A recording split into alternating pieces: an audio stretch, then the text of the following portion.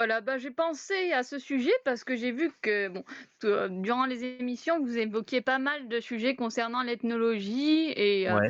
parfois vous avez parlé de l'acculturation. Donc l'acculturation, on en parle surtout dans le sens des peuples qui ont été colonisés et qui ont perdu leur culture au profit de la culture européenne. Mmh. Et là, j'avais envie de parler, enfin, du cas des personnes européennes qui se sont retrouvées, en fait, qui ont perdu leur culture et qui se sont retrouvées acculturées à des cultures amérindiennes ou aborigènes. Donc là, je vais vous présenter le cas de Narcisse Pelletier parce que Ouais. il est français, il n'est pas très connu en France, mais beaucoup plus en Australie, en fait, où D'accord. il a vécu pendant 17 ans. OK. Ça commence, en fait, je commence l'histoire en 1875, en avril.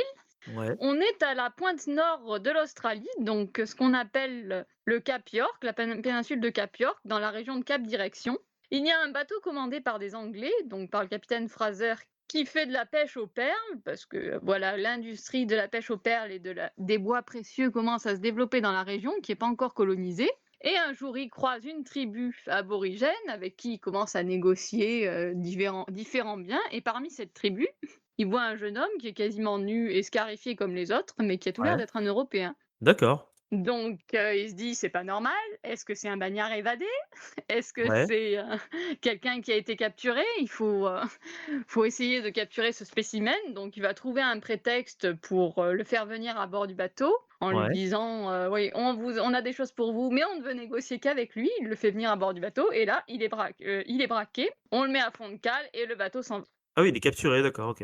Ils essayent de lui parler, mais le jeune homme est complètement terrifié, il veut pas, il est amené à Somerset, donc c'est à la pointe du Cap York, où il y a une communauté anglaise. Mais là, non seulement ils ne parlent que la langue des aborigènes et en plus, ils n'arrivent pas à trouver la nationalité, mais ils commencent à réagir un peu quand on dit Frenchman, et on évoque un petit peu la France. Ouais. Donc ils décident de le confier à un lieutenant anglais qui s'appelle John Otley et qui sait parler français puisqu'il a fait ses études à Paris et qui arrive à lui faire parler un petit peu et à lui faire raconter son histoire. D'accord. Et Intéressant. donc l'histoire de Narcisse Pelletier commence en Vendée, en fait. Il est né en 1844. Son père est bottier cordonnier et sa mère est d'une longue lignée de marins. Donc il est l'aîné de 3 garçons Ouais. et il commence très, très jeune à naviguer. Il a plusieurs expériences avec son grand-père notamment, qui est un grand marin. Et à 13 ans, en 1857, il va prendre la mer sur le navire le Saint-Paul qui va faire un tour du monde, en fait. D'accord. Et donc, le Saint-Paul part de Bordeaux en août. Il va rejoindre Hong Kong au début de l'année 1858 où, il va prendre des travailleurs chinois, en fait, 317 travailleurs chinois pour les amener en Australie, pour travailler dans les mines d'or. Donc ces travailleurs chinois, ils étaient appelés des coolies à l'époque. Et là, il D'accord. reprend la route, mais la météo est très mauvaise, enfin, ou plutôt ça n'avance pas du tout. En fait, la mer est très étale, donc ils perdent du temps. Et le capitaine qui s'appelle Emmanuel Pinard décide de prendre, rien à voir avec le vin, c'est Oui, parce que là, oui, c'est effectivement, juste, hein, on pourrait y croire. décide de prendre une route, mais qui en fait, les plante complètement aussi et le bateau va faire naufrage à côté de la pointe de la Nouvelle-Guinée, à l'île Ouais. Rossel. Et comble de malchance, en plus, ils tombent sur une tribu un petit peu hostile qui leur bloque l'accès à la terre et ils sont bloqués donc, les Chinois, l'équipage et le petit mousse Narcisse. Et donc, le capitaine a une idée de génie. Il décide d'abandonner tous les Chinois et de se tailler avec les hommes pour gagner l'Australie. Quelques hommes d'équipage surveillants, plus le mousse, plus le capitaine, traversent l'océan qui sépare donc la Nouvelle-Guinée de la pointe nord de l'Australie. Ils s'échouent sur une plage, donc là, ils décident de faire un peu d'eau parce qu'après 10 jours de navigation, tout le monde est dans un sale état. Un des marins est mort et ils ont en plus les blessures qu'ils ont reçues lors des confrontations avec les indigènes en Nouvelle-Guinée, qui se portent pas très bien non plus. Ouais. Et c'est là que le petit mousse s'est abandonné, parce qu'il avait suivi des hommes qui étaient allés chercher de l'eau et s'était arrêté près d'une source ils avaient bu, mais qui était tarie. D'accord. Et ils sont repartis en le laissant là et en disant: «On va le chercher, revenir te chercher», mais en fait, ils sont jamais revenus. Donc Ah, voilà, voilà. donc Narcisse Pelletier, ils l'ont vraiment abandonné délibérément alors du coup, ben, le c'est pas capitaine juste a c'est prétendu pas que juste un oubli quoi, en fait? bah, le capitaine après la version du capitaine, c'est déjà qu'il avait prévenu les Chinois qu'ils allaient partir et qu'ils avaient dit oui. D'accord, OK. Et sa version, c'était que le mousse avait disparu quand ils avaient été le chercher. Donc, venant d'un mec qui a abandonné des tas de personnes à la merci d'une tribu hostile, je préfère la version du jeune garçon. Ouais, Donc, c'est-à-dire qu'il n'en était pas à son coup surtout d'essai, le gars. Oui, ouais, c'est ça, voilà, c'est exactement, ouais. ça. Voilà, c'est ça. D'accord. Enfin, toujours est-il que le capitaine et les hommes d'équipage se barrent et que Narcisse Pelletier reste seul. Donc, il a que 14 ans, il est tout seul sur une plage au bout du monde et il sait pas exactement où il se trouve. Il va errer pendant plusieurs jours sans rencontrer personne. Ouais, Puis il rencontre un chien et puis 3 femmes aborigènes et leurs 2 maris qui suivent par derrière. d'accord. Donc, les aborigènes qui n'ont pas l'habitude de voir des blancs commencent à paraître un petit peu effrayés, mais bon, quand ils voient que c'est juste un gamin et qu'il est blessé, affamé et assoiffé, Ouais, ils vont l'accueillir, donc le soigner, le nourrir et l'adopter comme un des leurs. d'accord. Cette tribu s'appelle les Wantala, donc ils font partie du groupe linguistique des Utalnganu Ouais. et sont spécialisés dans la pêche, principalement la pêche au dugong qui à cette époque était très abondant dans le coin. Merde, ils tuaient Donc, des dugongs? bah oui, mais à l'époque, il y en avait beaucoup des dugongs, c'est pas comme maintenant. D'accord. Alors les dugongs, je précise pour ceux qui ne connaissent pas, ça ressemble un petit peu aux lamantins. C'est la même famille, la famille des Siréniens. Bon, ils pêchaient pas que le dugong, hein, mais aussi ils pêchaient toutes sortes de poissons, des tortues aussi, parce qu'il y avait beaucoup de tortues. Bon, maintenant, Ouais. voilà. Et puis toutes les tribus de la région n'étaient pas spécialisées dans la pêche. Il se trouve que cette tribu était spécialisée dans la pêche, mais il y en avait qui étaient spécialisés dans la chasse, etc., etc. Narcisse Pelletier va passer 17 ans dans cette tribu. Il a été adopté officiellement par un des membres, un des hommes qu'il a trouvé. On lui a même donné un nom aborigène, Amglo. Donc il s'est bien Et intégré, quoi. voilà, il est très bien intégré. Il a passé les rituels d'initiation, on suppose, puisqu'il a les marques comme tout le monde. Et en fait, il va être complètement perdu quand on va le retrouver, même si ça va changer parce que quand il est remis à Hoteley, qui va après l'accompagner jusqu'à Sydney où il va être remis au consul de France, on lui dit en fait parce que sa famille française avait quand même, envoyé, pas mal de lettres durant les années précédentes au consulat, de Sydney pour qu'on sache ce qu'il était devenu. Et là donc quand on lui parle, on va essayer de lui remettre en mémoire sa première famille et il va finalement accepter de revenir en France, même si ça se fera pas sans mal. Bon, il va faire escale par Nouméa, la Nouvelle-Calédonie, par le Brésil, avant de rentrer à Toulon, où il va être récupéré par un de ses frères, et de revenir en janvier 1876, donc à Saint-Gilles-sur-Vie, en Vendée, où il est né. D'accord. Et il a vraiment accepté comme ça sans sourciller parce que mine de rien, ça lui enfin c'est un on l'a pas un peu forcé à accepter quand même? Bah, si, on l'a forcé à accepter, bien sûr. Ouais, voilà, c'est Mais je dirais qu'il avait pas trop le choix, en fait. Quand il était à Somerset, au départ, juste après sa capture, il a essayé de s'échapper à plusieurs ça. Ouais, reprises. d'accord. Puis rapidement, il a À part, compris qu'il allait être obligé de suivre en fait, quoi. voilà, c'est ça. Et puis, bon, il y avait probablement aussi, de sa part, une volonté de protéger sa famille aborigène, quoi, de ne pas les, Ouais, il risquait de mettre la focale sur eux s'il essayait de revenir et de les mettre en danger. Donc, d'accord, OK. Je voilà, vois. voilà. Donc, est-ce que vous avez des questions ou je continue? Non, non, vas-y, vas-y, continue, Non, non, continue, tu peux hein. continuer, c'était super intéressant. Bon, ben, très bien. Ben, le truc, c'est qu'une fois qu'il sera revenu, en fait, il est contacté par il y a beaucoup de monde qui s'intéresse à lui, il y a un Barnum qui veut l'exhiber comme, le sauvage blanc d'Australie Ouais, et il a, en fait, un savant nantais, Constant Merland, qui lui propose de retranscrire tout son témoignage, en fait et voilà, pour, toutes ses aventures. Et donc il va accepter de parler à ce monsieur, bon, de lui donner ses notes et de lui dire tout ce qu'il se rappelle et tout ce qu'il a appris sur sa vie indigène et voilà, ça va donner un texte, qui va dire, qui s'appelle «17 ans chez les sauvages» et qui va sortir au printemps 1876. d'accord. Et en fait, ce texte fait toujours, notamment, est très utilisé toujours dans la recherche ethnologique australienne aujourd'hui parce que Ouais, c'est vraiment un témoignage direct de la vie dans une tribu aborigène dans cette région. Il y a même enfin, c'est très détaillé. Il y a des listes de vocabulaire, des dessins sur les animaux chassés, quelques dessins sur les animaux chassés, sur les armes utilisées. Donc, En fait, c'est un texte qui est quasiment ethnographique puisque, Narcisse Pelletier il parle très peu de lui-même, en fait. Il dit pratiquement rien sur sa famille d'adoption, il dit pas s'il a été marié ou s'il a eu des enfants, par exemple. Et voilà, c'est plutôt, là, c'était ce qu'on faisait pour, les pratiques, de pêche, les pratiques funéraires, l'habillement, les peintures, tout ça, donc Ouais, c'est plus sur Et la vie quotidienne plutôt que voilà, sur sa vie la vie personnelle. en il n'est pas général. il n'est pas retourné vivre là-bas après? Non, non, jamais. En fait, donc une fois qu'il est rentré en Vendée, il a demandé à retravailler tout de suite. Bon, déjà, il a prévenu que s'il recroisait le capitaine, il le tuerait, celui qu'il avait abandonné. Ouais, c'est compréhensible. Parce que et et Très aussi que bien. bon, il se trouvait sans ressources, hein, il avait construit toute sa vie d'adulte en Australie, donc même s'il avait sa famille qui l'attendait, il était trentenaire maintenant, il avait 32 ans quand il est rentré au début de l'année 1876, donc il Ah pouvait pas oui, rester d'accord, chez ouais. eux non plus. Donc voilà, il a été placé comme gardien de phare au phare de l'Aiguillon à Saint-Nazaire et puis comme employé du port. D'accord.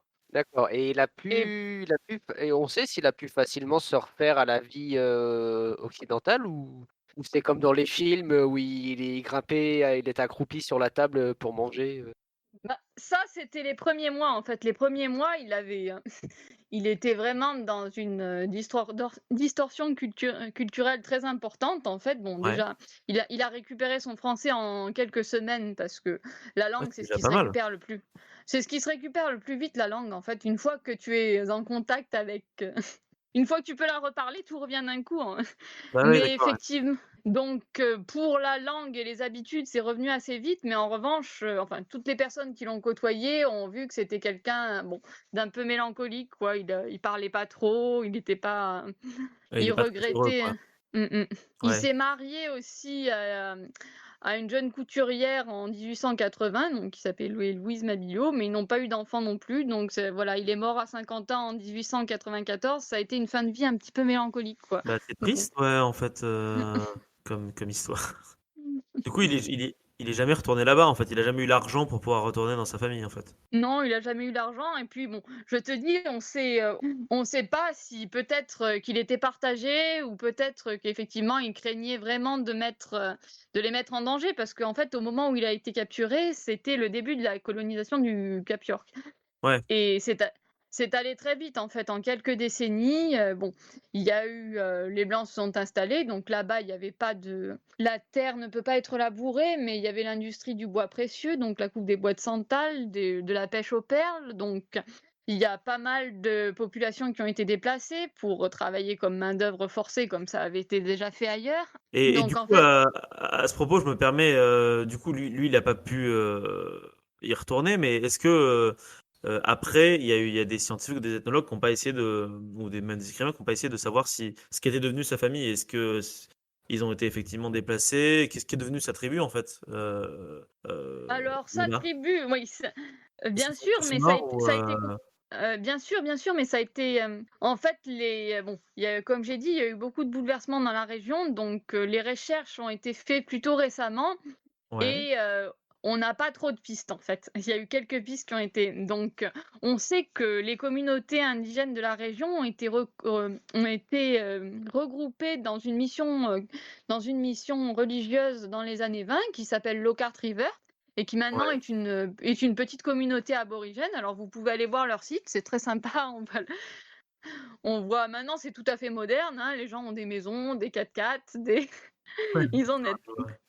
Donc, c'est même si c'est très isolé parce qu'il faut plusieurs heures de 4x4 ou de bateau pour s'y rendre, c'est tout bon, tout le monde a internet quoi, ça n'a Ouais, donc plus rien de ça n'a plus rien à voir, quoi. voilà, ça n'a plus rien à voir et on sait pas exactement les gens enfin, c'est plusieurs, tribus du 19e siècle qui ont été mélangées quoi, D'accord, oui, oui, c'est comme on a pu faire avec les Indiens d'Amérique, quoi, les natifs C'est américains. complètement pareil, d'autant plus que les communautés aborigènes ont subi comme les communautés amérindiennes, bon, ce qu'on a appelé les générations volées, c'est-à-dire qu'à partir des années 19 du début du XXe siècle jusqu'aux années 1970, ça a été une politique de séparation des enfants avec leur famille, pour les élever dans des missions et faire en sorte aussi, enfin, que, les enfants métis se marient à toujours plus clair que soi, parce que c'était une volonté de dissoudre et la culture et la race, entre guillemets, aborigène. Et ce qui fait que c'est plutôt, bon, à partir des années 70-80 que il y a les revendications amérindiennes ou aborigènes qui ont commencé à être plus entendues. Il y a même des personnes blanches qui se découvrent des ancêtres aborigènes qui étaient une honte et qui étaient cachés et qui maintenant commencent à être revendiqués, puisque Oui, ce bah, qui a après tout, changé ça aussi. ça fait partie de leur Oui, personnalité, de vas-y. leur ADN, quoi, donc c'est bien, au contraire, je trouve Mm, mm. qu'on puisse en parler et que même si c'est un passage de l'histoire qui est quand même, pas tip top moralement parlant, voilà, que ça puisse être, qu'ils puissent dire: «Bah, oui, voilà, moi je suis d'un côté de ma famille, je suis descendant d'aborigènes ou je suis descendante». Mm, mm. Bien sûr, ouais. Bien sûr. Et puis aussi, ce qui a changé, en fait, c'est que par rapport à l'époque actuelle, c'est que bon, au 19e siècle, c'était l'époque du positivisme triomphant, donc on ne pouvait pas concevoir qu'on utilise son intelligence sur autre chose que sur le progrès technologique. Oui, oui, oui, bien sûr. Oui, oui. Et à l'époque, voilà, si tu avais pas inventé le train, tu étais un arriéré. Alors que, bon, aujourd'hui, on a vu ce que le progrès technologique pouvait donner. On a Oui, ça donne des gens en bikini sur Twitch, du coup, visiblement. Ah non, bah, c'est-à-dire que trop Tout est lié, trop trop de progrès tue le progrès, quoi. c'est ça. très concrètement, par exemple, on redécouvre les cultures aborigènes, mais pas uniquement le côté folklorique dont on usait dans les années 70 de manière tout aussi fausse, hein. Vous en aviez parlé une fois dans Ouais, mais aussi très concrètement des savoirs sur la manière de gérer la nature, la faune et la flore. Par exemple, bon, une technique qui se fait à la fois en Australie et en Amérique du Nord, c'est la technique des brûlis pour éviter que les feux se répandent. Et ouais. maintenant, avec les méga-feux qui se répandent à cause du réchauffement climatique, on recommence à les mettre en œuvre, ces techniques, et ça marche, je veux dire. Donc, ce sont pas uniquement des cultures mortes ou mourantes ou folklorisées, c'est aussi un rapport au monde qui a besoin d'être remis au goût du jour. Voilà. D'accord. Ça me fait penser, je me permets une petite parenthèse, en Amazonie, il y a, alors pas tous, mais il y a quelques peuples, d'Amazonie qui ont fait le choix en fait de prendre de l'Occident et du progrès technique que ce qui, eux, pouvait leur servir, dans leur vie, de tous les jours et également dans la préservation de la forêt. Et notamment, j'avais vu un reportage où il y avait donc un homme issu de, alors je me rappelle plus du nom de la tribu, du peuple malheureusement, mais en fait il était garde forestier et il intervenait aussi bien avec son peuple qu'avec les autorités brésiliennes pour justement, en fait essayer de travailler en bonne intelligence à la conservation, bah, de la forêt et du territoire, de ce peuple-là. Et ça me fait un peu penser à ça, là, quand tu parles de ces techniques, aborigènes, qu'on redécouvre, assez tard malheureusement. Mm, mm. Ouais, c'est vrai que c'est un peu semblable. Bah, de toute façon, heureusement, de Oui, nos jours, on découvre plein de nouvelles techniques qui existent dans d'autres cultures. Parce que, peut-être aussi parce qu'on remet un peu plus en cause notre propre culture à nous, occidentaux, en fait. mm, mm. Après, ça, c'est un Ouais, autre parce qu'on débat. on se rend compte que notre «suprématie» entre guillemets technique, au final, si c'est pas raisonné, ça fait plus de mal que de bien, quoi. Ouais, c'est ça. Oui, Exactement. bah c'est ça. On est revenu du mythe positiviste en fait du 19e siècle. Exactement, ouais. C'est pour ça que des histoires comme celle-ci commencent à être redécouvertes, parce que par exemple, bon, en France, c'est surtout des ethnologues australiens comme Atoll Chase ou Stephanie Anderson qui s'en occupaient, mais en France, il y a eu quelques fictions sur le sujet, Ouais, comme par exemple une bande dessinée d'un auteur qui s'appelle Chanouga, ou alors le texte de Constant Merlan qui a été réédité avec des illustrations d'un auteur qui est prof d'histoire et qui s'appelle Thomas Duranto et ouais. qui a agrémenté ses illustrations en fait d'archives tout autour de cette histoire, donc avec son cousin Xavier Porto, parce qu'eux, ils sont de la région de Narcisse Pelletier, justement, donc D'accord. c'est à voir ça aussi. Et puis voilà, je crois que j'ai à peu près tout dit sur le sujet. Donc, Bah écoute, merci beaucoup, Ismène, hein, pour ta chronique. C'était Ah ouais, merci, c'était très super intéressant. intéressant, ouais. Et Ouais. puis ouais, toujours fasciné de ces histoires où bah, tu sais, il y a une acculturation qui se fait, où tu as une acceptation qui se fait d'un individu qui est pas, mais alors du tout, voisins culturellement ou ethniquement d'un peuple et qui arrivent quand même à se... Ouais, c'est assez, c'est C'est toujours assez impressionnant. preuve, encore une fois, que nous, êtres humains, c'est des fonctionnements sociaux et pas du tout raciaux qui nous animent, n'en Exactement, déplaise à exactement. certains discours nauséabonds actuellement. Bien évidemment, Voilà. ouais. Et bah, je pense que ça peut être un très bon mot de la fin, si cela vous convient à tous les deux, que nous, humains, nous sommes des animaux dotés d'un sens social très fort. C'est aussi pour cette raison que c'est une bonne chose que les milieux culturels soient enfin à l'heure actuelle. Bon, après, dans la temporalité des auditeurs, tout ça, ils sont dans le futur, donc on ne sait pas ce qui se passe, peut-être qu'il se passe d'autres choses. Mm, mm. Mais en Il y tout a peut-être cas, Il y aura, je pense que ça sortira en août ou en septembre, ta chronique, donc ouais, exactement, tout ça, ça sortira Ouais, plutôt d'ici en là, septembre. Skynet n'aura pas encore pris le pouvoir, c'est bon. C'est ça, Dieu sait seul ce qui va se passer d'accord. en septembre, on ne sait pas vraiment. Si ce petit instant passé en notre compagnie vous a plu et que vous avez envie d'en passer d'autres avec nous, eh bien n'hésitez pas à vous abonner, mettre un petit pouce bleu, partager la vidéo ou encore nous suivre sur les réseaux sociaux. Sachez que vous pouvez aussi écouter cet épisode dans son entièreté et pour cela vous n'avez qu'à vous rendre dans la description de la vidéo. Je vous dis à très bientôt pour à nouveau écouter un petit peu de tout et surtout un petit peu de rien.